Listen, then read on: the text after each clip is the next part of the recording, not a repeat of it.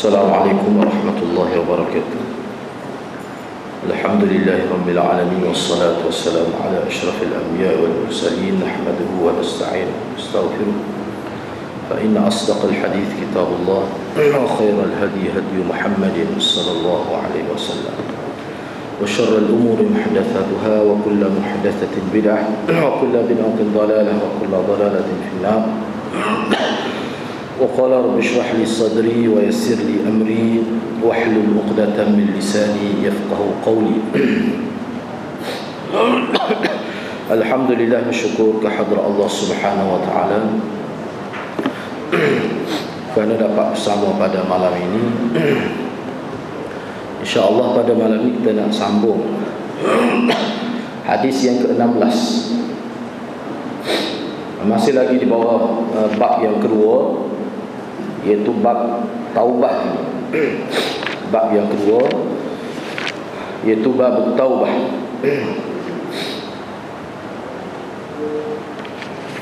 Hadis yang ke-16, wa an Abi Musa Abdullah bin Qais al-Ash'ari radhiyallahu anhu 'an an-nabi sallallahu alaihi wasallam qala inna Allah ta'ala yabsutu yadahu bil-lail liyatuba musii'un nahar wa yabsutu yadahu bin-nahari liyatuba musii'ul lail hatta tatlu'a asy-syamsu min maghribiha.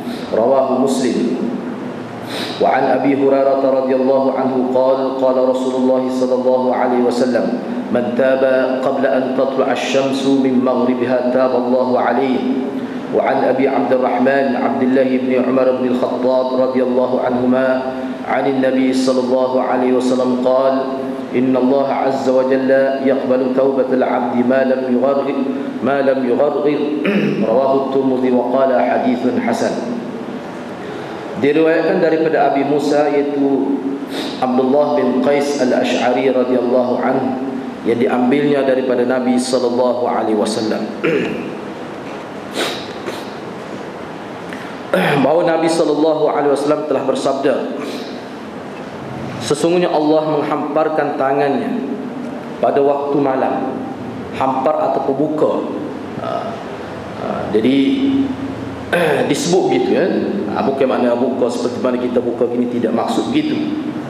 Yabsut itu maknanya Allah, dari segi terjemahannya mana Allah menghamparkan tangannya pada waktu malam supaya orang yang melakukan kesalahan pada waktu siang dapat bertaubat, dan Allah menghamparkan tangannya pada waktu siang supaya orang yang melakukan kesalahan pada waktu malam dapat bertaubat. Riwayat Muslim. Hadis ini adalah hadis riwayat Muslim. Kalau kita tengok dari segi perawi, sahabat adalah Abu Musa al-Ash'ari. Kita sudah tahu dah dia tu sebab kita sudah disebut dah dalam hadis yang ke-8, telah disebut tentang biodata. Biodata Abi Musa al-Ash'ari ataupun disebut Abu Musa al-Ash'ari. Dia ni nama dia sebenarnya Abdullah bin Qais. Nama dia sebenarnya adalah Abdullah bin Qais, nama dia, tetapi dia lebih terkenal dengan kunyah dia, iaitu Abi Musa ataupun Abu Musa. Dia lebih terkenal. Jadi kalau Abdullah bin Qais ni jarang orang sebut.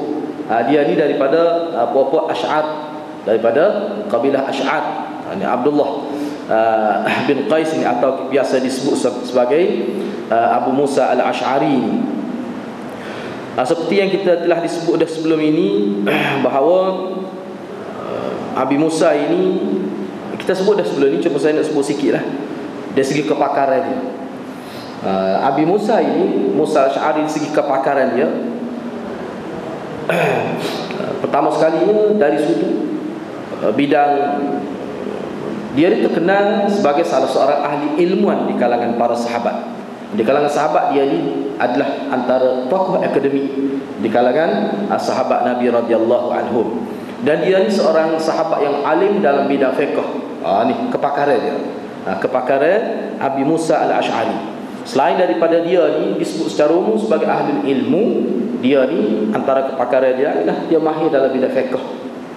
Seorang ahli ibadat, sangat kuat beribadat, dan seorang ahli zuhud.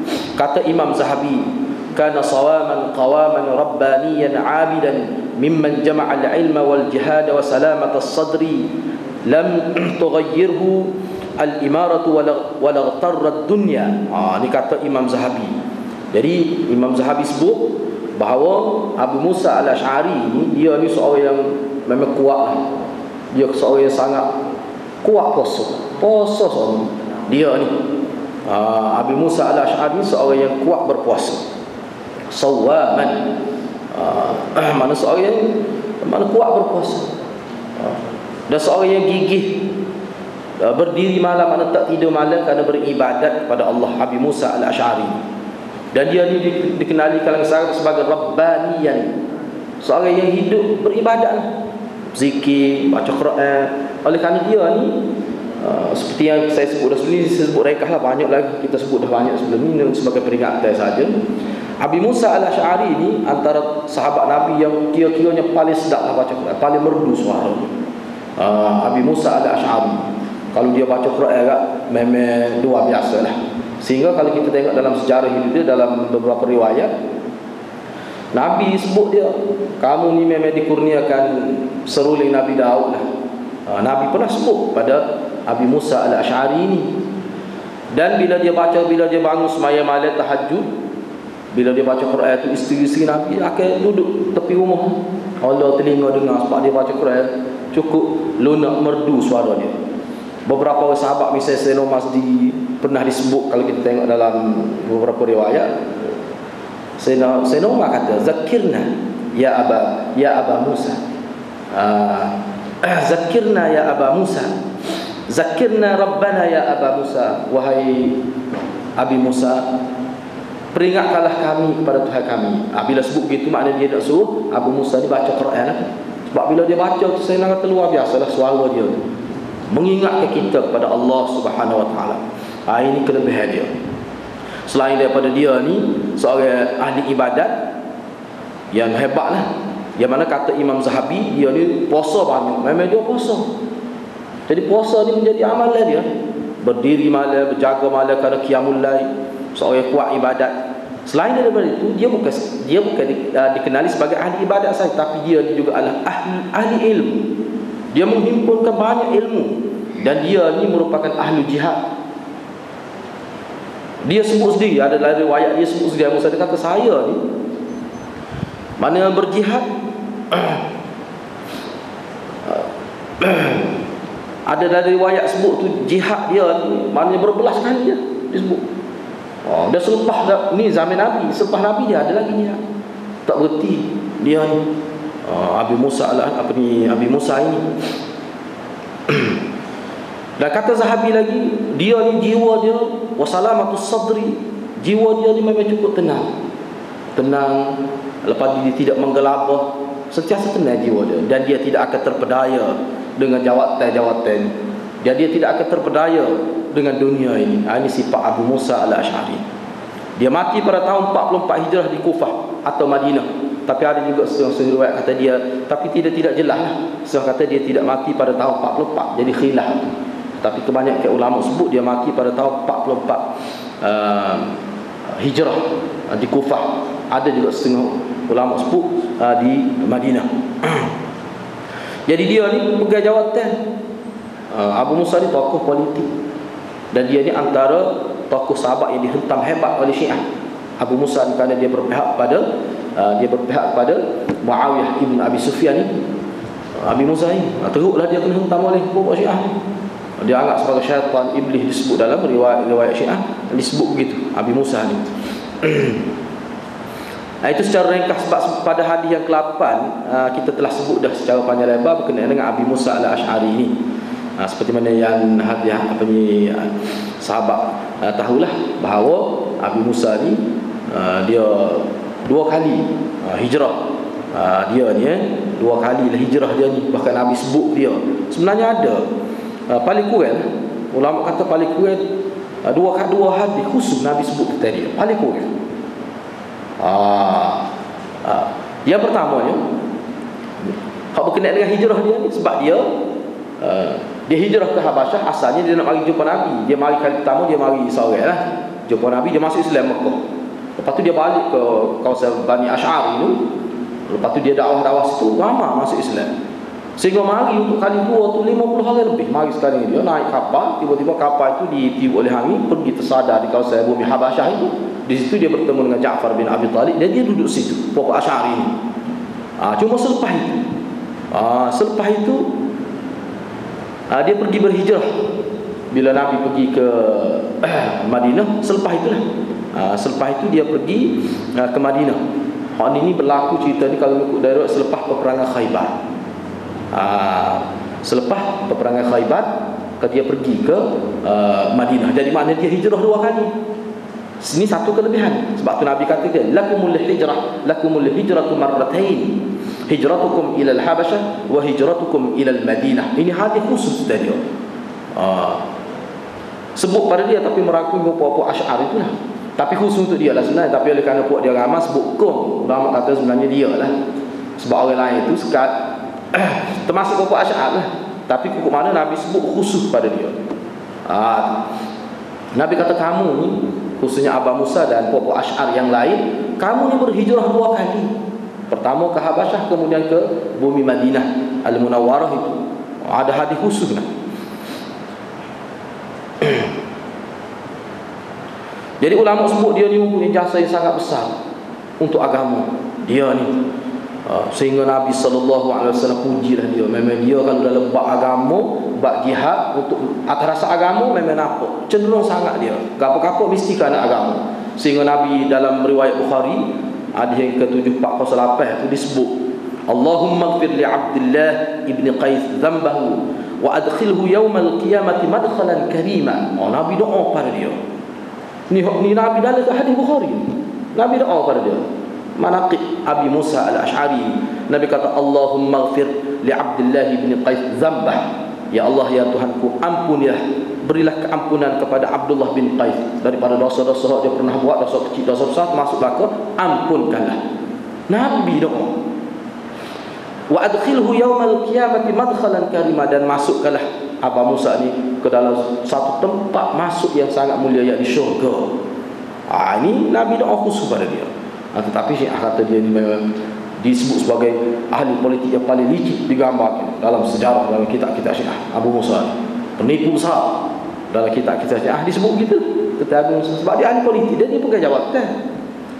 Zaman Sayyidina Umar, pegang jawatan. Zaman Sayyidina Uthman, kemudian ada berlaku, cuma selepas zaman fitnah itu, dia tak sih bila berlaku fitnah angkara pokok Syiah ni, maka dia nak mengelak pada fitnah itu, maka dia pun mengundur al-insiraf min janib siyasah. Dia mengundurkan diri daripada bidang politik dan dia jadi guru sepenuh masa di Kufah. Dia ni ada disebut gitu ya. Lepas tu banyaklah jasa-jasa dia, misalnya ni misalnya antara jasa dia. Kita kena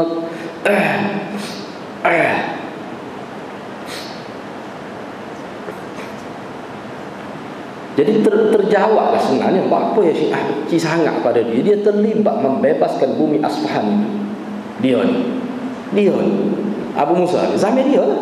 Ketika dia menjadi gubernur di Syam, dia terlibat dalam pembukaan Syam. Maknanya nak membebaskan Syam daripada Yahudi, daripada Majusi itu, dia terlibat. Dia menjatuhkan kerajaan Al-Kashani itu. Tu dia terlibat. Beliau telah berjaya membuka Awas dan Isfahan. Jadi Isfahan itu berada di bawah kekuasaan Islam pada waktu dalam konteks dakwah. Dia terlibat. Sebab itulah Syiah mau sana. Sebab itulah. Zaman mana tu? Zaman Sayyidina Umar. Mana kalau dalam kitab Baldal nak jawab At-Tijani itu memang disebut. Disebut. Bahkan pokok orientalis pun sebut. Pokok orientalis pun faham. Beberapa orang orientalis saya baca dalam buku tu, dia kata sebenarnya sebab Iran sampai sekarang lagi benci pada Sayyidina Umar. Sayyidina Umar lah yang menjatuhkan kerajaan Parsi masa dan Isfahan jatuh di mana? Di Iran. Tu yang dia malu sangat Sayyidina Umar. Kenapa? Kerana menjatuhkan kerajaan dia sudah begitu lama bertapak, tu jatuh di zaman Sayyidina Umar. Antara yang menjadi gubernur pada waktu itu siapa dia? Yang terlibat dalam, sebab dia tokoh perang. Dia bukan sekadar tokoh politik, tapi dia tokoh dalam bidang peperangan. Abi Musa al-Asy'ari ini memang dia ahli politik yang hebat. Dia terlibat dalam nak menjatuhkan untuk mengalahkan kufar di Isfahan itu. Disebut gitu dalam sejarahnya. Itu secara ringkas lah, sebab kita ni sebelum ni kita sudah sebut dah. Okey, hadis ini hadis ini, 3 hadis ni dia lebih kurang saja maksud dia. Hadis pertama riwayat Abi Musa, hadis kedua riwayat Abi Hurairah, dan hadis ketiga riwayat daripada Abdullah, ataupun disebut sebagai Ibnu Umar, Abi Abdurrahman, iaitu Abdullah bin Umar, ataupun lebih dikenal sebagai Ibnu Umar. Jadi anak dia ni ayat Abdurrahman. Mana Abdullah ni, Abdurrahman ni cucu Sayyidina Umar, anak pada Abdullah ni anak Sayyidina Umar. Gitu. Jadi dalam hadis yang pertama yang kita baca tu, riwayat daripada Abi Musa, disebutkan bagaimana Nabi bersabda bahawa Allah Subhanahu Wa Taala menghamparkan tangan dia. Ini bukan bermakna hakikat, ini dipakai secara majas. Bukan kata mana Allah buka tangan gini seperti yang kita buat, tidak gini. Laisa kamitsli syai'. Allah ni tidak sama dengan makhluk.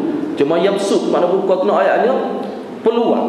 Mengikut ulamanya itu maknanya Allah membuka peluang kepada manusia.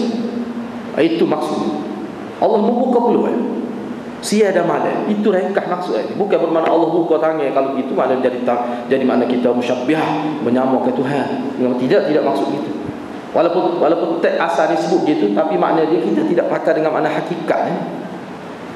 Walaupun ada juga semua kata buka tangan Tuhan, sebut dia ada tangan. Cuma kita tidak tahu tangan Tuhan macam mana. Kita tidak tahu. Ada juga ulama pakai gitu. Sebab tu dia tak sillah mana kita buat gini. Sebab jadi nampak nak sumpah tu. Tak sil. Jadi jangan kita Allah, ya besul Allah hampa kata ni kita buat gitu. Tu memang ulama kata sebboleh-boleh tak usah buat begitulah. Tapi ya besul asalnya gitu. Niqab dia panggil lagu ni, bahasa Arab dia panggil qab. Niqab. Basata buka, qabada mana dengar. Itu. Jadi buka ni maksudnya pintu rahmat Allah sentiasa terbuka, pintu taubat sentiasa terbuka siang malam. Tu nak ayat. Itu maksud hadis ni sebenarnya. Tengoklah dalam mana-mana syarah begitu disebut. Jadi hak ni yabsut yadahu ni, Allah menghamparkan tangan ni dengan makna secara majas, supaya mudah kita faham. Kalau tidak guna bahasa begitu, payah manusia tak faham. Jadi Allah menggunakan bahasa, Nabi menggunakan bahasa untuk menggambarkan rahmatnya Allah SWT, bahawa manusia ini banyak melakukan kesalahan. Jadi Allah suruh kita bertaubat. Sebab tu hadis ni di segi istinbat dia lah. Di segi istinbat dia, maknanya rahmat Allah tu tersangat luas siang malam. Cuma ulama pensyarah hadis sebut kenapa tidak sebut siang malam lagi. Apa disebut secara terpisah-pisah. Buka pada waktu malam supaya orang yang melakukan kejahatan pada waktu siang boleh bertobat pada waktu malam. Buka pada waktu siang dengan maksud supaya orang yang melakukan maksiat pada waktu malam dia boleh bertobat pada siang hari. Ini sebagai takkid. Ulama kata ini sebagai taukid, nak mempertegaskan lagi. Boleh guna ringkas lagi pun boleh siang malam. Pakai sebut gitulah. Boleh. Tapi ayatnya selain daripada ayat takkid, ayatnya Allah sangat suka siapa buka. Seolah-olah kalau kita kalau kita sebut dalam bahasa kita akan kata pintu rumah saya sentiasa terbuka. Kalau kita buka gitu, apa maksudnya? Nak menggambarkan ajak tu bukan ajak-ajak ayat. Suruh orang mari tu bukan ajak-ajak ayat. Tapi sungguh sini ulama kata dia ada makna targhib. Hak ni mengikut ulama dia ada makna targhib. Dalam agama ni dia ada dua, targhib dan tarhib. Targhib ni mana galakkan, memberi perasa, biar orang rasa nak. Itu maksud targhib di sini. Mana Allah sendiri, bukan malaikat dia, Allah sendiri. Soalnya kita boleh seakan-akan kita kata Allah tu tunggu. Ud'uni astajib lakum. Mohonlah kepada aku. Mohon sama ada taubat dan sebagainya, itu mohon, betul permohonan. Astajib lakum. Pasti aku akan ampunkan, aku akan perkenankan. Mana Allah sendiri sebut, tidak kata wakil-wakil kepada malaikat. Ini maknanya taukid, sebagai nak menggalakkan supaya umat manusia ini bertaubat. Itu sebahagian makna hadis itu. Maksud yabsut yadahu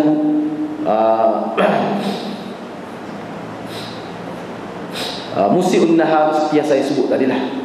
Allah menghamparkan tangannya pada waktu malam supaya orang siang hari buat jahat tu dia bertaubat malam.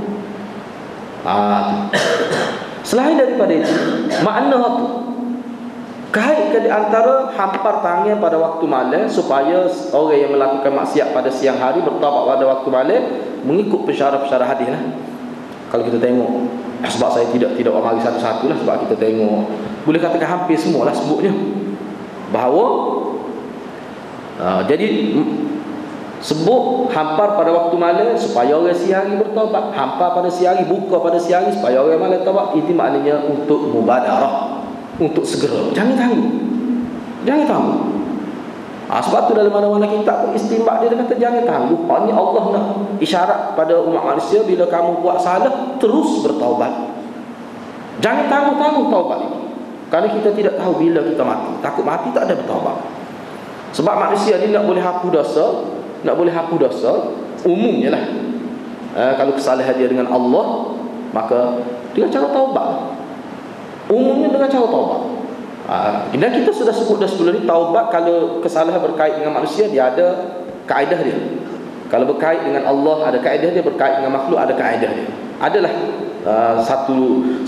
adalah sedikit perbezaan itu. Yang mana kesalahan dengan manusia ni lebih susah, lebih sukar, kerana dia kena kira dengan manusia dulu.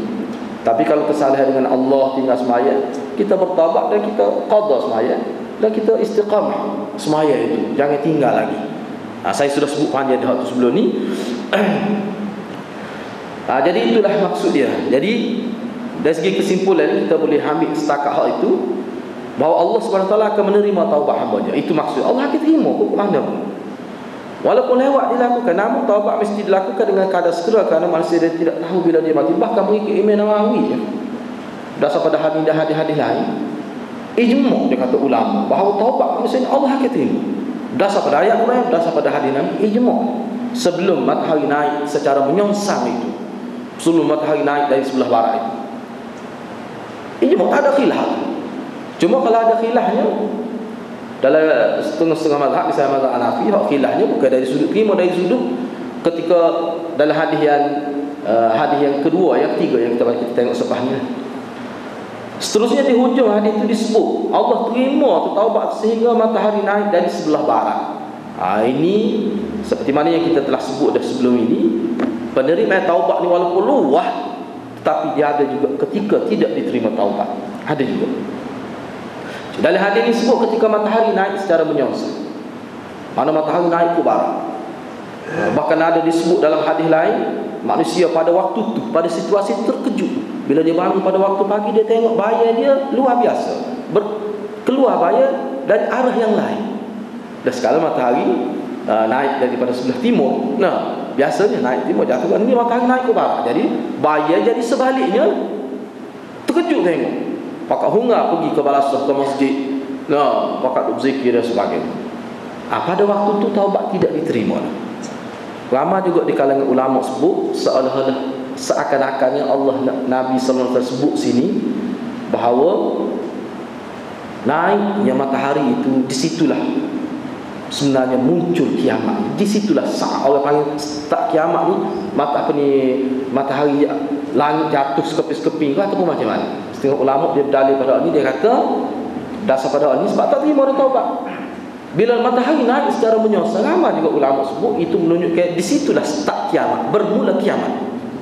Bermula kiamat. Kerana kiamat, bila kira-kira berlaku kiamat, dia tak ada dah mukallaf, tak ada. Tak ada dah taklif, tak ada. Hukum-hukum syariah pun tak ada. Ada ulama sebut. Maknanya seolah-olah begitulah. Tak ada kenyataan hadis secara jelas menyebutkan begitu. Jadi bila mati sebab itu memang dalam hadis sebut itu alamat akhir. Itu alamat akhir. Alamat akhir itu matahari naik dari sebelah barat itu, ada ulama yang sebut itu seolah-olah ka'annaha. Seolah-olah maknanya zuhur kiamat, dan seolah-olah kita boleh faham. Ni kita nak terima terima syukur, tapi kita nampak kenapa tidak sedekah taubat ni satu syariat taubat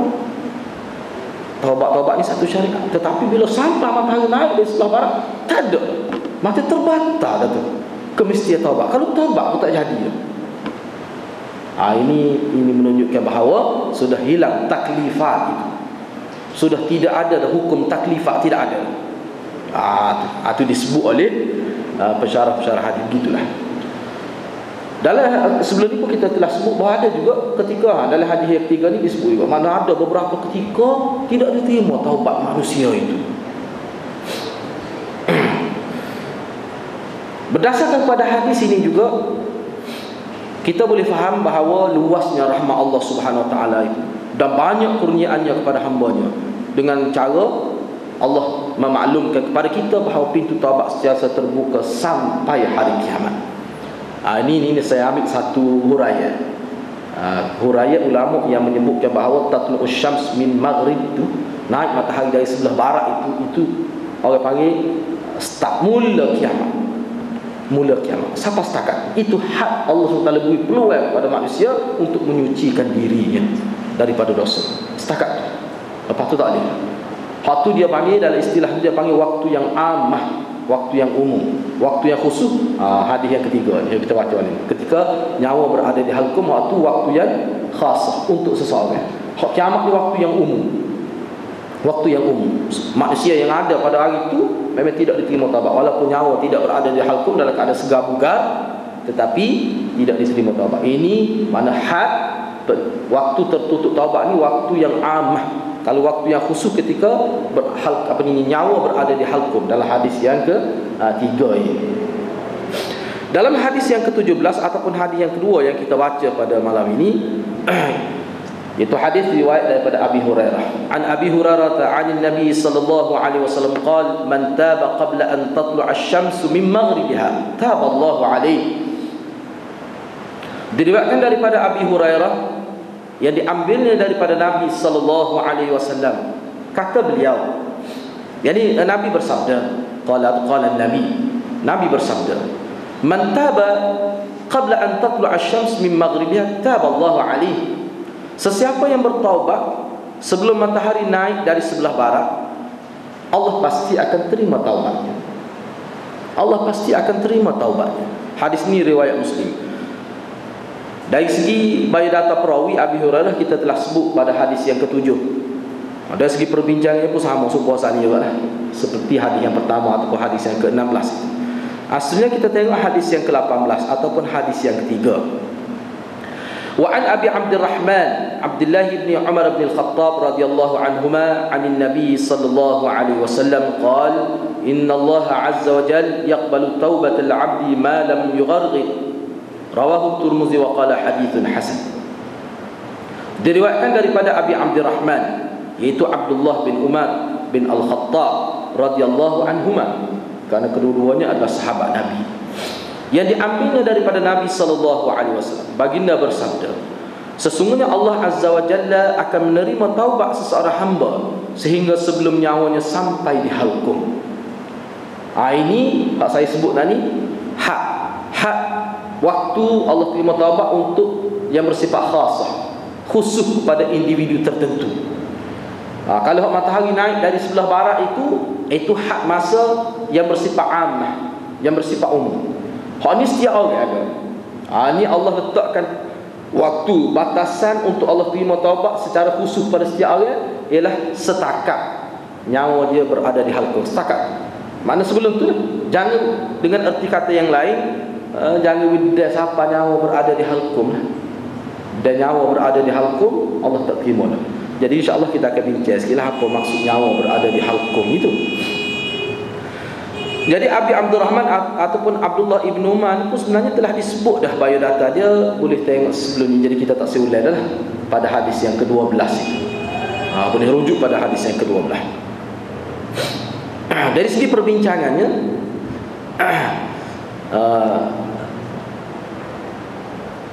dalam hadis ini Nabi sebut bahawa Allah tidak akan terima taubat bila nyawa berada di halqum. Kalau kita tengok dalam surah An-Nisa, dalam syarah-syarah hadis disebut, misalnya Allah ada nak memperjelaskan dalam surah An-Nisa Allah menjelaskan, walaisatit taubatu lil ladzina ya'maluna as-sayyi'at hatta idza hadara ahadahumul maut qala inni tubtul an ila akhir al-ayah, surah An-Nisa. Tidak ada lagi taubat bagi orang-orang yang melakukan kejahatan-kejahatan sehingga apabila hadir kepada salah seorang dari kalangan mereka kematian itu, sakratul maut, hadarat. Kita tengok apa makna hadara ayat ini.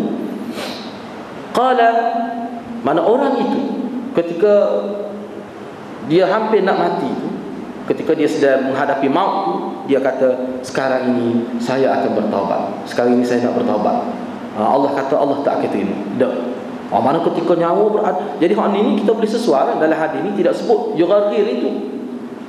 Tapi maksud ni untuk kita tally dengan hadis, kita cuba kompromi dengan hadis, maknanya hal ni hak maksud yugharghir mana hadar tak apa maksud. Kalau mengikut Ibnu Abbas dia kata begini, hadara ahadahumul maut ini maknanya ketika malakul maut mari nak ambil nyawa dia. Kata Ibnu Abbas ketika malaikat mari. Mengikut tafsiran Ibnu Abbas dia kata manusia ni ada setengah-setengah orang tu memang dia nampak malaikat, dia boleh tengok malaikat, malakul maut tu mari ambil nyawa dia boleh nampak. Bila dia nampak tu Allah beri tahu, padahal tak ada tengok malakul maut, tapi bila mari tu Allah beri dia tahu. Ketika tu dia tidak boleh berkomunikasi dah dengan orang yang berada di sekitar dia itu. Ini mengikut Ibnu Abbas lah. Dia kena ini malakul maut pada waktu tu. Jadi pada waktu dia kata inni tubtul an, ketika ni saya nak bertaubat, dia dengan Tuhan, tidak dengan kita. Tidak dengan kita. Allah sebut Allah tak terima dah masa tu. Allah tak terima dah masa tu.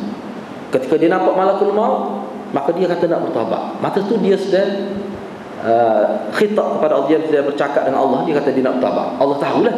Jadi dia tu tak khabar dah kita tengoknya. Ini kata Ibnu Abbas. Tapi ada setengah orang tu dia tidak tahu. Dia tidak nampak malakul maut. Dia tak nampak malakul maut. Tetapi walaupun tak nampak malakul maut, tapi dia tahu dia ni tak akan hidup dah. Memang ni saat dia sampai. Idza jaa ajalukum tu la yastakhiruna sa'atan wa la yastaqdimun. Ni maksud dia tahu. Maka dia berkata saya nak bertaubat dah. Pada waktu tu juga Allah tak terima. Boleh jadi kalau kita nampak dari segi zahir kita nampak dia bunyi biasa kalau nak mati gharghar tu sebab yugharghir ni kalau dalam bahasa Arab dia gini. Kalau kita tengok dalam mana-mana kitab lah, kalau kitab-kitab ni dia tidak sebut kitab mereka Allah panggil lebih bersifat fiqhul lughah, dia menceritakan asal makna kalimah itu, dia akan sebut begini. Yugharghir ni daripada gharghara, gharghara yugharghiru ghargharatan. Itu asal makna dari segi morfologi dia begitu. Kita bubuh air dalam mulut, kita lenggak gitu, air ni dia sekat, dia tak masuk, duduk di halkum. Kita buat gitu. Dia bunyi gitu tu dalam bahasa Arab panggil gharghar. Cuba tengok dekat orang mati, dia bunyi gitu tu. Kalau pengalaman kita ada, kalau ada pengalaman tengok orang ketika dia nak habis nafas itu, nak telucur apa dia bunyi gitu. Jadi itu gharghar. Lepas tu ada juga disebut mana bunyi gharghar, kita masuk air pun kita buat dia bunyi gharghar itu, mana dia macam apa ni? Isim saut lah. Nama kepada suara bunyi air ketika kita sekat dia tak sui masuk ke dalam jauh kita ni, sekat menggunakan kerongkong, dia bunyi tu. Tu dia panggil gharghar. Yugharghir ketika tidak sampai sebelum sampai kepada yugharghir, kepada ghargharah itu. Ataupun dalam bahasa terjemahan dia kata sebelum sampai nyawa berada di halkum. Umumnya ulama menterjemahkan malam yugharghir, iaitu ruhnya sampai ke halkum. Allah tidak terima taubat. Kenapa? Kenapa Allah tidak terima taubat ketika nyawa berada di halkum, ketika bunyi gharghara? Kenapa? Apa sebab? Di sini dalam banyak kitab lah disebut begini. Allah tidak terima taubatnya kerana beliau sudah tidak merasakan berpeluang hidup lagi. Padahal menjadi syarat taubat, iaitu berazam tidak akan mengulangi perbuatan mungkar yang dilakukan. Ini bererti pada ketika itu telah hilang syarat taubat, maka taubatnya tidak diterima oleh Allah. Kita kena ingat taubat ni salah satu orang panggil rukun taubat. Untuk Allah terima taubat ni dia ada 3 syarat yang asas, 3 rukun. Ini kalau kesalahan dengan manusia lah. Kalau kesalahan dengan Allah, kalau kesalahan dengan manusia dia tambah sesal lagi lah. Kena sesal dengan manusia. Kalau untuk barang kena sesal masalah barang. Kalau bentuk maruah sesal dalam konteks maruah itu. Jadi kenapa tidak terima? Kan hilang syarat, hilang rukun taubat. Sebab bila dia nak mati duduk di sini, memang dia yakin dia tak akan hidup dah. Dia nak taubat lah. Sedangkan rukun taubatnya tidak akan mengulangi lagi. Dia tak akan buat dah. Baru diterima taubat. Berazam untuk tidak mengulangi lagi perbuatan mungkar itu menjadi rukun, salah satu rukun taubat. Enggak dia ni memang mati dah. Tak ada dah tu rukun tu. Sebab tu Tuhan tak terima. Supaya kita kata ginilah. Seorang tu dia tidak dia kata dia tidak mahu mencuri, dia tidak mahu mencuri. Tidak mahu mencuri itu dia pencuri, kita kena asal dia pencuri lah, ataupun berapa ikut lah. Tiba-tiba dia kena penyakit lumpuh, dia pun bertaubat ketika dia kena penyakit lumpuh. Patutlah ke mana? Kira-kira ke mana? Sebab dia masa segar dia tak taubat, dia tak mahu lagi jambil bahawa akak masa tu baru dia bertaubat. Kira-kira ke mana? Ulama kata Tuhan akan terima hukum anak pun, tetapi nak kata besar pahala taubat dia tu, tak ada ulama kata begitu. Sebab apa? Nak kata dia taubat dan sedar tu sesuatu memang hukum mana pun tetap akan diterima. Ulama kata tetap akan diterima. Dia tetap dia kena taubat segar. Kalau sakit dia kena taubat daripada dosa-dosa sebelum itu suku bab lain. Tetapi apakah taubat itu bernilai? Setelah dia sakit baru dia bertaubat, apakah tinggi nilai taubat dia itu? Tidak, ulama kata tidak. Dia taubat ni nilai dia tinggi ketika kita menyedari kesalahan dalam keadaan kita boleh buat. Sebab situ dia berlaku satu pertembungan, satu jihad. Jihad tu sebab orang yang sudah biasa mencuri, biasa bohong, biasa tipu orang, biasa pelawak kita kata, biasa mengumpat, dalam keadaan dia boleh mengumpat, dia tidak mengumpat kerana takut pada Tuhan. Itu nilai taubat sebenarnya. Jadi kalau tak boleh mencuri kerana sebab kelemahan yang berlaku, kerana lumpuh, kerana tangan sudah cacat dan sebagainya, taubat dia tetap diterima. Tetapi mutu taubat itu tidak seperti taubat yang dilakukan ketika sehat itu. Jadi hal ini tidak diterima ni kerana tak cukup rukun, tak cukup syarat dia. Sebab ulama sebut, maksud Nabi sebut. Ni hadis ini saya ambil dalam kitab Imam Manawi lah, disebut Taisir At-Taisir Bisyarhil Jami' As-Saghir, Al-Imam Al-Hafiz Zainuddin Abdul Rauf Al-Manawi, dalam kitabnya dia sebut begitu. Tak cukup syarat dia. Tetapi dalam kitab Al-Arfus Syadi Syarah Sunan Tirmizi, Anwar Shah Kashmiri ada sebut. Dia kata ramai dari kalangan ulama berkata lah,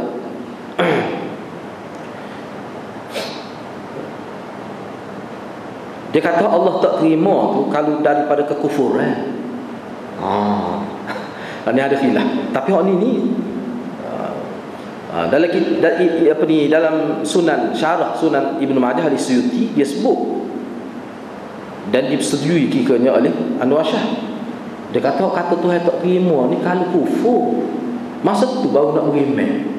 Buat tengok dalam ayat tu, inni tubtul an, itu berkait hak ni untuk orang kafir. Ni sebahagian ulama Hanafi dia kata gitu. Ni hadis ni malam yughadir, pada waktu tu kalau taubat daripada maksiat tetap Allah terima. Tetapi hak kata tak terima ni untuk kufur. Dalam Syarah Tirmizi ada sebut gitu. Dan sebahagian daripada ulama dalam mazhab Hanafi pun ada berpendapat gitu. Maknanya kalau dia tidak Islam, tapi bila sampai nyawa berada di hal hukum, baru nak masuk Islam, baru nak kata amantu billah, tu Tuhan tak terima. Tetapi kalau waktu tu, kalau dia nak bertaubat, dia Islam, tapi nak bertaubat daripada dosa, hak tidak syirik lah maksudnya, hak tidak syirik, maka Allah SWT akan terima. Ada ulama sebut. Jadi bagi saya ni, kalau kita berharap itu, hukum mana begini, benda-benda begini bahagian seluruh Tuhan kan ni. Bukan bahagian untuk hukum. Ni adik tu qadi tadi nak hukum ni gini. Ini yang kita nak bincang ni benda yang antara seseorang yang sedang menghadapi maut itu dia dengan Allah Subhanahu Wa Taala. Ni kih ni bahagian aku ni bahagian tak naik mahkamah. Kih ni antara dia dengan Allah Subhanahu Wa Taala. Mengikut Al-Mubarakfuri, kata Al-Mubarakfuri, dia sebut gini. Dia kata sebenarnya maksudnya begini.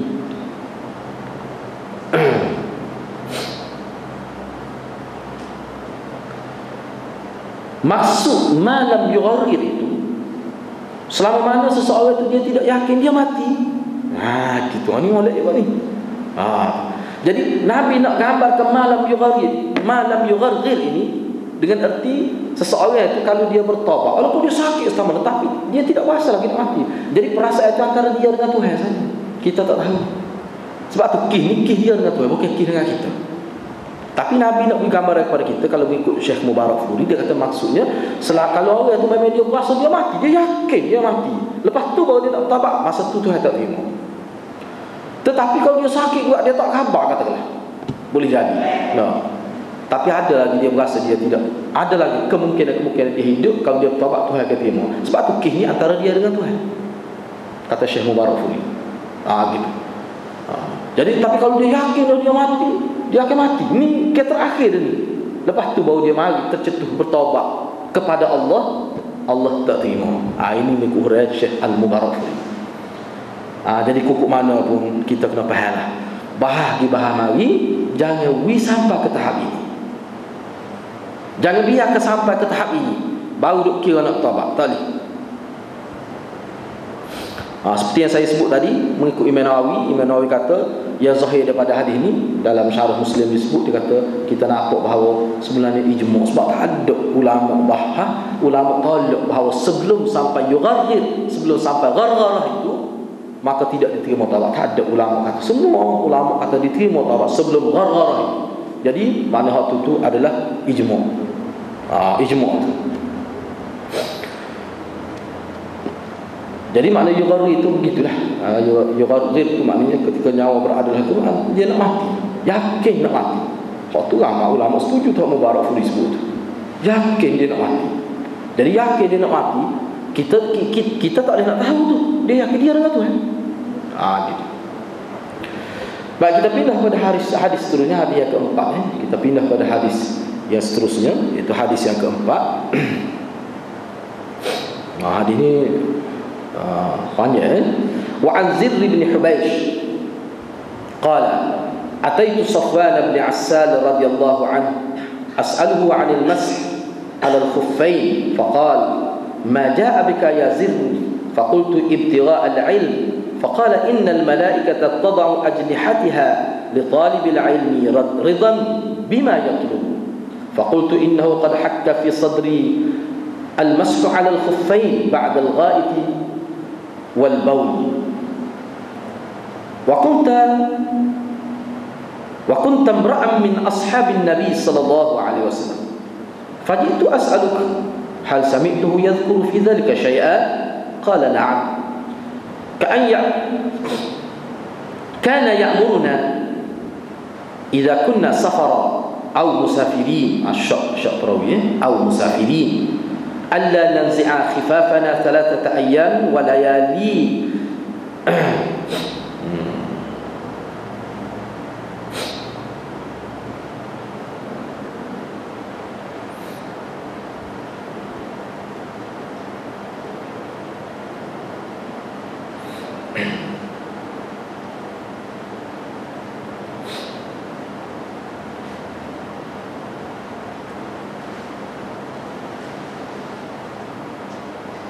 walayaliyahun illa min janabatin lakin min ghaitin wa baulin wa naumin. Faqultu hal sami'tahu yadhkuru fil hawa shay'an qala na'am kunna ma'a rasulillahi sallallahu alaihi wasallam fi safar fabayna nahnu 'indahu idh nadahu a'rabiyyun bi sautin lahu jahwari ya Muhammad فأجابه رسول الله صلى الله عليه وسلم نحوا من صوته فقلت له ويحك اغضض من صوتك فإنك عند النبي صلى الله عليه وسلم وقد نهيت عن هذا فقال والله لا أغضض قال الأعرابي المرء يحب القوم ولما يلحق بهم قال النبي صلى الله عليه وسلم المرء مع من أحب يوم القيامة فما زال يحدثنا حتى ذكر بابا من المغرب مسيرة عرضه أو يسير الراكب في عرضه 40 أو 70 عاما قال سفيان أحد الرواة قبل الشام خلقه الله تعالى يوم خلق السماوات والأرض مفتوحا للتوبة لا يغلق حتى تطلع الشمس منه رواه الترمذي وغيره وقال حديث حسن صحيح. Diriwayatkan daripada Zirr bin Hubaysh, kata beliau, saya telah pergi ataupun datang menemui ataupun saya pergi untuk menemui Safwan bin Assal radhiyallahu anhu. Saya tanya dia dengan tujuan untuk tanya dia tentang hukum menyapu khuf, menyapu dua khuf ini. Lalu Safwan bin Asad pun tanya, apa sebab mari ni wahai Zaid? Apakah sebab mari ni? Mari jumpa aku ni sebab apa wahai Zaid? Saya pun jawab, ibtira al-ilm. Saya datang dengan maksud untuk mencari ilmu. Lalu Safwan pun menyebutkan sesungguhnya para malaikat akan meletakkan atau merendahkan sayap-sayapnya. Tadak ni mana letak sayap ni? Mana malaikat ni ada sayap? Tada'u tu ni bahasa kiasan. Wada'a yada'u makna letak sayap dia. Tidak kata duduk bokor gitu, tidak, tapi letak sebagai hormat. Meletakkan sayap-sayapnya, merendahkan sayap-sayapnya untuk penuntut ilmu, untuk orang yang mencari ilmu. Kerana ridha bima yatlubu, kerana berpuas hati, kerana suka, kerana redha dengan ilmu yang dicari oleh seseorang itu. Maksudnya saya berkata kepada Safwan, sesungguhnya qad hakka fi sadri, menyapu dua khuf ini telah menimbulkan rasa tak tenang hati saya. Yani syak, hakka itu makna tak tenang, itu makna syak maksudnya. Saya rasa syak lah tentang hukumnya, tak jelas tentang menyapu khuf selepas ghaib wal baul, selepas buang air besar dan buang air kecil. Mula-mula pakai khuf, lepas tu bila kita qada hajat, buang air besar ataupun buang air kecil, bagaimana hukumnya? Apakah kena pecah semula? Kau macam mana? Tu yang dia rasa syak tu, tak jelas. Boleh juga hakka fi sadri dengan maksud gini, bila dia nak buat gitu dia mari rasa tak sedap. Betul kau begini. Itu mana hakka fi sadri. Nak buat dah tapi rasa gini kau hukumnya. Itu makna hakka fi sadri. Maknanya dia macam kalau bahasa Kelantan dia, saya rasa tak cerak. Kalau bahasa Kelantan tu sedap. Nah tu begitu memang. Saya rasa tak cerak. Kena sapu khuf ni hukumnya bagaimana? Selepas mana kita buang air besar dan buang air kecil.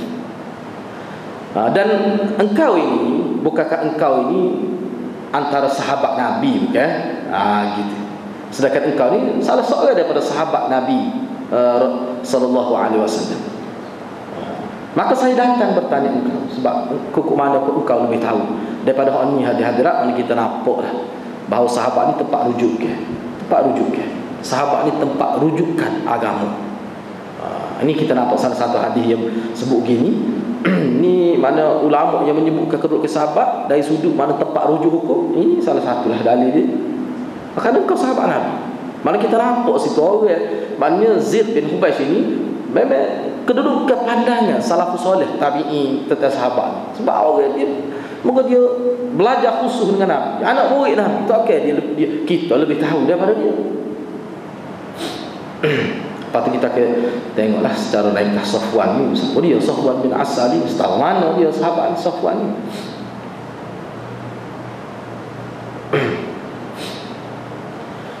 Adakah tuan, adakah engkau tahu, adakah engkau pernah dengar Nabi menyebutkan tentang khuf ini? Apa-apalah cerita tentang khuf, pernah dengar ke? Gitu. Hal sami tahu yadhkuru fi dzalika syai'an. Adakah engkau tahu apa-apalah yang berkaitan dengan hukum menyapu dua khuf ini? Dia tanya Safwan bin Asad. Kata Safwan, na'am, ya, saya tahu. Kana ya'muruna, Nabi SAW memerintahkan kami apabila kami dalam keadaan bermusafir atau dalam keadaan safar, dia teringat kalimah, ataupun musafirin, dalam keadaan kami bermusafir ataupun dalam keadaan safar, dalam perjalanan, ataupun dalam keadaan kami ini menjadi orang musafir. Dia teringat. Ni syak perawi lah. Dia ni tanda amanah. Perawi-perawi hadis bermula daripada zaman sahabat kepada seterusnya. Kalau dia teringat kalimah begini ataupun begini, dia akan sebut dengan kedua-dua dengan guna al. Saya teringat. Kalau kita kan, saya teringat dia sebut begini atau begini, tapi salah satu ni lah. Gitu maksudnya. Dia panggil syak perawi. Itu tanda amanah. Sebab itulah kalau kita belajar ilmu mustalah hadis, usul hadis ni, dia penuh dengan nilai-nilai moral sebenarnya. Cukup tinggi, besar nilai akhlak dalam pembelajaran ilmu usul hadis. Sebab dinilai manusia selain daripada dhabit. Selain daripada dhabit itu sebab terangkum di bawah dhabit itu makna ingat bagaimana ada celaru atau tidak. Dan diambil kira juga dari sudut perangai, pelbagai sudut diambil kira. Kelemahan diri yang tidak bersifat usaha, hak tidak dikira kelemahan diri tapi tidak bersifat taklif. Misalnya lupa, itu tidak taklif, tak dosa lupa, tapi dia tak bolehlah sebab hal ni amanah. Dia hak situ tu maknanya Islam ni walaupun tidak dosa tetapi tak boleh sebab dia setengah-setengah kau khusus dalam bab sagi ni kelemahan tu, mana itu satu kelemahan. Jadi bila lemah tak boleh. Jangan berkecil hati pula. Sebab kita lemah dalam bidang ni. Jadi orang tak ambil kira, jangan kita berkecil hati. Memang begitu, sunnatullah begitu. Ada sekali lagi yang boleh mencacatkan periwayat perangai. Sama ada fisqur rawi, fasik perawi itu. Misalnya dia melakukan ada tak semaya, perangai huduh, perangai berkait dengan akhlak ada juga. Tu berkait dengan dosa tu. Buat dosa, berkekalan atas dosa kecil tu dia ambil kira dah dalam hukum bab periwayat berat. Berkekalan mengaku dosa kecil. Amal perawi hadis duk buat kedai jak mudah faktor tak boleh lah betul. Sekali lagi minum air secawan 2 jam 3 jam. Tu kalau berterus tak boleh. Dia ambil kira benda-benda itu dia ambil kira sebab benda tu dikira lara. Tak boleh. Siapa begitu sekali tidaklah seteruk menipu, tidaklah seteruk maknanya mereka hadis, tetapi ke mana pun dia boleh meninggalkan kesan yang negatif jugalah. Jadi dia syak tersebut gitu. Jadi Nabi suruh kami sama ada ketika safar, musafir ataupun ketika kami musafir. Maksud musafir itu maknanya musafir itu maknanya isim fa'il. Kita berada, kita menjadi orang musafir. Kalau safaran dalam situasi musafir. Gitu. Supaya kami tidak menanggal ataupun membuka khuf kami selama 3 hari 3 malam, melainkan kerana janabah, kerana hadas besar. Hak tadi maksud kita bukan hadas besar ni junub, kerana junub. Jadi buai besar buai kecil tu dia tidak kira junub. Waktu dia tidak kira junub. Junub ni kerana yang melibatkan seperti yang kita bahas kerana janabah itu. Tetapi bukan kerana ghaib, bau dan naum. Jadi selepas 3 hari bukan. Jadi makna kalau dari tempoh 3 hari itu, maknanya kalau sekiranya kita buang air besar ataupun tertidur, tak perlu tanggalkan khuf itu. Itu maksudnya. Kecuali kalau janabah dari tempoh 3 hari, selepas 3 hari itu nak buka juga. Dia adalah kaedah-kaedah bila nak pakat lagi, dia ada disiplin-disiplin dia. Kita akan sebut secara kehalpan ni. Sebab ini hukum pekoh ni. Ini pekoh ni. Fakultu maka saya tanya lagi. Selepas itu saya tanya, masa nak tanya soalan, tapi peluang jumpa Tok Guru ni tau. Peluang jumpa Tok Guru ni tanya lebih lagi. Tak apa gitu. Sebenarnya asalnya bukan dia nak tanya tentang khuh ya asalnya. Lepas tu saya tanya lagi, adakah tuan hamba dengar Nabi SAW tersebut sesuatu tentang cinta ini, tentang mahabbah ni, kasih, apa-apa lah yang berkait dengan mahabbah. Hawa-hawa ni kecenderungan hati kepada seseorang, kepada kelompok, kepada itu mana hawa di sini mana gitu. Ada ke tidak? Sebab kalau tengok dalam syarah-syarah hadis, hawa sebenarnya mana mahabbah, cinta. Ada juga manusia kan? Tak apa tanya Tok Guru belum lagi, tak apa. Boleh. Dia jawab kalau Tok Guru tu tua je, jawab lagu lain tu dah. Kalau Tok Guru muda, jawab lagu lain. Kalau dia tak serupa persepsi tu kan? Kena tanya keluar. Setiap orang ada pengalaman. Kalau kita tanya orang tua, dia kata tanya orang muda segar sikit. Ni bab mahabbah ni. Kata apa ni Safwan, ya. Naam, ya, ada Rasulullah sebut. Pernah ketika kami bersama Rasulullah sallallahu alaihi wasallam dalam musafir, ketika musafir, fa bainana nahnu 'indah, ketika mana kami berada bersama Rasulullah, tiba-tiba nadahu a'rabi, tiba-tiba ada seorang a'rabi, seorang orang kampung lah. Orang kawasan pendalaman kita kata. Orang Arabi ni, istilah Arab, orang kawasan pendalaman yang terdidik dengan cara kasar. Biasa budaya hidup kasar. Tidak seporai bandar kita kata terdedah pada budaya sopan santun tu. Ni orang ulu lah. Kita terjemah orang ulu, orang kampung, kawasan pendalaman. Popok Badawa, popok Badui, Arabi. Dia panggil Nabi bisautin lahu jahwari, dengan suara yang cukup tinggi. Panggil pula, ya Muhammad, hey Muhammad. Dia panggil gitu Nabi. Dia panggil gitu Nabi. Fa'ajabahu Rasulullah nahwan min sawti. Nabi pun jawab gitu juga. Apa dia? Gitulah Nabi jawab ni. Lagi dah, lagi. Ataupun boleh juga hak nasihat kata ambil lah nak boleh juga hak pun. Tapi maknanya Nabi jawab sumpah dia. Tak apa. Dia tak apa, tak apa gitu. Kalau orang jenis gitu kita buat dekat-dekat sumpah dia pun tak apa. Assalamualaikum dia. Lebih mesra gitu. Dia gitu. Nah, kena tengok sebab tu dia kena tengok orang lah. Kita nak tepuk asal lelaki aku pilih orang macam mana. No.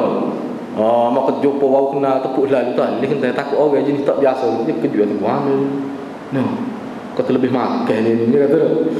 Sampai jadi pelik. Jadi Nabi jawab gitu juga. Haum tu mana kata-kata kasar dengan kau dia. No, gitu. Ataupun setengah syarah kata dengan arti ini hadis ni kira ada potong lah, maknanya tidak sebut-sebut kerana itu bukan maksud besar lah tu nya. Jadi dengan arti dia minta tu nak sesuatu, dia kata ambil. Dengan suara yang tinggi juga. Seumpama tu juga suara Nabi. Maka aku kata kepada dia, kata Safwan bin Asal, wayhak hai gitu. Sebab kita nak jegah lah, sergah.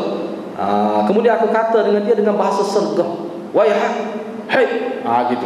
Udud min sawt, perlahankan suara engkau. Sesungguhnya engkau ni berada di sisi Nabi sallallahu alaihi wasallam.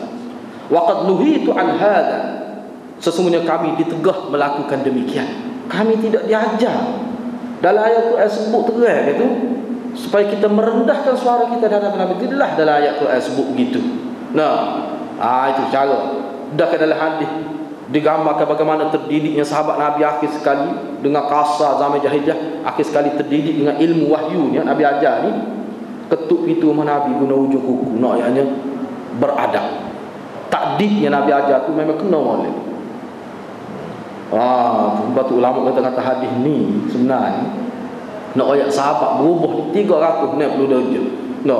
Tapi mari bawa Syiah kata sahabat ni murtad sebab tu. Itu dah sahabat. Sebab tu dalam kitab-kitab baru ni, hati-hati saya duk mati tengok ulama, dia kata ulama lebih cenderung dari sudut logik dengan Syiah. Sebab kita anggap dia orang kafir. Kalau kita tak baca Quran, tak apa ke dia. Dari segi logik. Sesuatu kata kalau kita baca ayat semua kafir, kita nak baca ayat Quran lagi. Setengah-setengah ulama tulis kitab baru siapa mereka tu dah dia layak Syiah. Terus sangat. Tempat kita ni tak apa kalau di kawasan Timur Tengah, memang Syiah dia mendamik dada. Sana. Sebab tu ulama tu kita guna cara logik. Tak logik. Guna gitu ya. Tak pernah sabar. Tak pernah sabar. Cuba bandingkan kejayaan Muhammad bila dia mati, setakat mana kejayaan Islam, perkembangan Islam setakat mana. Cuba pergi ke depan 100 tahun, berkembang sejauh mana Islam. Cuba banding. Jadi dalam tempoh 23 tahun dengan tempoh 100 tahun kehadapan selepas wafat Nabi, siapa dia yang bawa 100 tahun? Apakah selepas Nabi wafat tidak ada siri peperangan? Ada. Siapa dia yang berperang? Pakai kecek gitu ya dengan pembohongan ulama kata. Hotu tu cukup dah. Nak ayatnya bahawa sahabat-sahabat Nabi ni jiwa dia hidup lebih segar selepas daripada Nabi wafat pun dia lebih segar lagi jiwa dia. Nak sebut pada gitu dah. Ulama-ulama sebut. Kalau kita nak baca itu, sakit kepala tak ada pasal. Nah, pakai kecek gitu. Ni ulama ni dia nak marah ni, dia nak marah ni. Apa dia kata kalau lembu kita meleh. Dia nak marah dah. Siapa dia sebut begitu.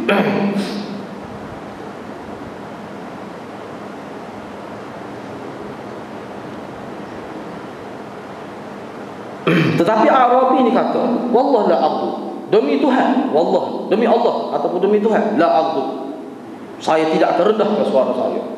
Saya tidak akan rendahkan suara saya. Kelahkan dah ni. Lah aku tu. Saya tidak akan rendahkan suara saya. Dia gini lah hadiah kalau kita pergi alah kampung. Alah kampung kita tengok lagu mana. Lagu mana di atas masjid. Kampung atas masjid yang kecil. Cuba lagi. Kampung betul lah ni. Misalnya saya pernah pergi ke satu kampung tu, rotek dia panggil edah misalnya. Kampung jenis ni gitu. Rotek dia panggil edah. Mula-mula saya tak faham. Jadi Kelantan kita dah bukan terjauh. Bukan kata alik bukit, alik sini bukit. Kita pening.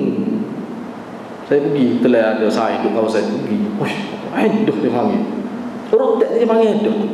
Mana naik atas balas semua ada buat dia buah semua kedai kopi atas balas. Dengar suara. Nak apa tu? Situ tu ni masa saya sekolah menengah tu, perintah tingkat tepak tadi masa tu orang panggil rotek dia. Dia tu ada lagi payah di balas tu. Bila dia mari dia tak pakai selipar, mari basuh kaki seperti kapur tu. Lagu mana? Aku gambar itu ni Arabi. Dia buat tak sakit kan? Dia isap rokok. Makanya sebab tu dia tidak niat masjid tu, dia cadang dulu dia. Dia niat balas gitu, mudah lawak kira. Saya sebut tu bukan nak gambar Arabi. Orang Arabi ni, sifat Arabi kalau kita baca dalam sirah, memang dia ni masuk Islam dengan biasa dengan sahabat lah. Masuk Islam dia dengan sahabat. Dia tahu Muhammad ada di Makkah Madinah, dia tahu, tapi dia tak pernah tengok, dia tak pernah jumpa. Kalau kita tengok dalam hadis apa ada sahabat-sahabat dari jauh-jauh sahabat juga. Mari tengok Nabi sini, dia tak pernah tengok. Maknanya kita boleh faham daripada hadis setengah sahabat duduk jauh di kawasan pedalaman, dia tak pernah tengok. Bila dia mari Madinah, dia tengok Nabi akak budak sini, budak terkejut dia. Dia orang Madinah ni sini, budak kecil ni. Dia terkejut. Siapa Nabi tanya dia? Dia tanya sahabat Nabi lain. Dia kata kami anak sekolah. Tak pernah akak sini letak atas.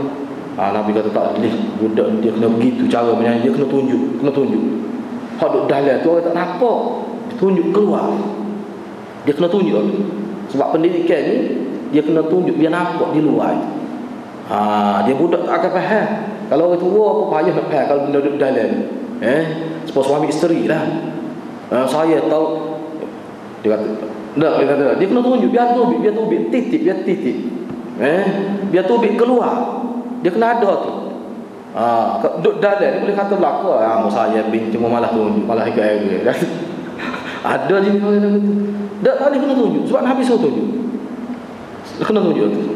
Sebab Nabi tunjuk tu. Nabi tunjuk.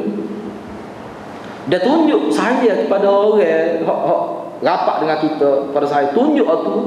Waktu tu sebenarnya adalah merupakan sunnah Nabi SAW. Sunnah Nabi. Nabi sunnah Nabi. Diistimbat daripada hadis.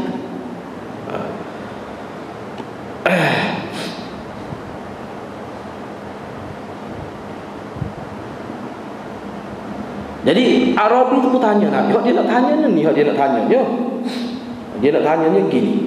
Dia kata seseorang tu ada seseorang maru yuhibbul qaum, seseorang tu ada seseorang tu mana dia cinta, dia sayang, dia kasih pada al-qaum, mana satu kelompok, bukan seorang qaum ni. Walamma yalhaq bihim, sedangkan dia tidak bersama mereka lagi. Yalhaq ni maknanya dia tidak mengiringi mereka lagi. Mana tak mati lagi lah maksudnya. Kira-kira ni lagu mana? Ataupun tidak sempat dengan mereka. Lagu mana? Dia tanya begitu. Apa rahsia di sebalik persoalan ini, kita tengok selepas ni lah. Sebab kita sayang Nabi, kita tak pernah tengok pun Nabi. Pokok kita setengah Mekah tak ada lagi. Tapi saya Nabi, pejuang setengah lama mana umat Islam matikan agama, tak pernah berjumpa Nabi. Tak pernah berjumpa Nabi. Sayang Nabi tu kan. Lagu mana? Seolah-olah gitulah pertanyaan dia nya. Lebih-lebih lagi dia ni duduk jauh sekali nak boleh jumpa Nabi, duduk di kawasan pedalaman berminggu-minggu, mari sampai ke Madinah, itu jaraknya. Lagu mana? Tapi saya Nabi pun jawab pada dia, al-mar'u ma'a man ahabba yaumal qiyamah. Tak apalah, walaupun dia telah mati, kamu tak mati lagi, kamu tidak sempat bersama dia semasa hayat di dunia ni pun tak apa. Tetapi kena ingat, seseorang itu dia akan dibangkitkan pada hari kiamat bersama orang yang ia kasihi. Bersama orang yang ia kasihi. Syahali As-Sabuni baca ni, siapa dia saya ke Iran, dia akan bangkit bersama pokok Iran. Siapa dia saya kepada pokok Syiah, dia akan bangkit bersama pokok Syiah, tidak bersama Nabi. Tentu, siapa dia saya kepada orang yang caci sahabat, dia akan bangkit bersama orang caci sahabat. Dia tak akan bangkit bersama kelompok Nabi dan kelompok sahabat. Saya, kalau nak saya ke Iran, ni boleh baca. Mana kita akan bangkit bersama siapa yang kita saya? Kelompok mana? Kelompok Islam, kelompok tidak Islam. Jadi Allah bagi selalu ada mana pembahagian di hari akhirat. Ini kelompok hak serupa berlaku. Ni, geng pokok dia. Jadi Allah Maha tahu kecenderungan hati manusia pada kelompok mana. Allah Maha tahu. Kita boleh tipu manusia, tapi kita tidak boleh tipu Allah Subhanahu wa taala. Fama zala yuhaddithuna hatta dzakara baban min al-maghrib. Begitulah seterusnya Nabi menceritakan di dia fama zala yuhaddithuna hatta dzakara. Begitulah seterusnya. Mazalah itu mana terus dia Nabi terus menceritakan kepada kami. Ini kata Safwan lah. Mazalah ni mana terus menerus maksudnya. Mazalah, asazala ni makna hilang. Asazala ni makna hilang. Mazalah makna tidak hilang. Itu maksud dia. Ataupun saya terjemah mafhumnya begini. Nabi terus menceritakan kepada kami, Nabi terus berkomunikasi dengan kami, sehingga Nabi SAW menyebutkan ada satu pintu, baban, berkenaan dengan satu pintu, minal maghrib, di sebelah maghrib, di sebelah barat. Bukan maksud barat ni, bukan maksud barat dunia barat ni, nisbah kepada, sebab hadis ni berlaku di Madinah. Mana barat ni, mana barat daripada ketika Nabi berada di Madinah tu, arah sebelah barat. Bukan makna barat dalam konteks barat sekarang ni, tidak. Bukan makna barat itu. Hal tu kita akan bincang selepas ni lah. Ulama sebut tu apa maksud maghrib itu, dari ittijah mana, arah mana.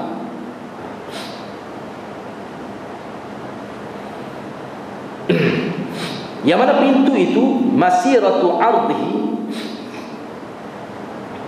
Bila kata pintu, kita buka pintu, dia akan ada lah tepi dia tu. Jadi jarak perjalanan untuk melintasi di antara dua tepi pintu itu, ataupun yasirul raqib fi ardi, mana orang yang menaik kenderaan dia bergerak untuk sampai daripada tepi pintu ini ke tepi pintu yang satu lagi itu. Jarak masa dia ambilnya 40 atau 70, 40 atau 70 tahun. Mana luah pintu tu, pintu taubat dia.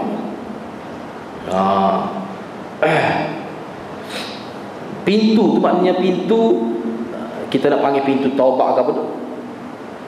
Dalam syarah tu nak ayatnya, pintu tu buka tu dengan isyarat pada pintu taubat terbuka.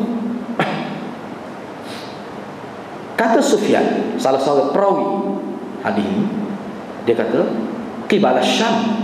Pintu itu berada qibala Syam. Pintu itu nisbah pada Nabi sebut ketika Nabi berada di Madinah. Bila kata barat, ketika duduk situ, dia menghala ke Syam. Itu maksudnya. Allah telah menjadikan pintu itu, Allah Subhanahu Wa Taala telah menjadikan pintu itu semenjak ataupun pada hari Allah menciptakan langit-langit dan bumi, maftuhan dalam keadaan terbuka, litaubah, untuk menerima taubat, untuk taubat. La yughlaqu hatta tatlu'a asy-syamsu minhu, tidak akan ditutupi pintu itu sehingga matahari naik dari sebelahnya, sebelah barat. Kerana pintu itu dari barat. Barat nisbah daripada kedudukan Madinah itu. Yang kata Sufyan tadi menghala ke Syam itu. Tak akan tutup. Dia akan tutup dengan sendiri bila matahari itu naik ke sebelah barat. Jadi hari ini kita akan bincang lah. Selepas ni kita akan bincang beberapa perkara itu. Jadi rasanya setakat itulah untuk malam ni. Kita akan sambung pada minggu hadapan insya-Allah. Rasanya setakat itulah. Wabillahi taufiq wal hidayah. Wassalamualaikum warahmatullahi wabarakatuh. Jadi biodata perawi Safwan itu kita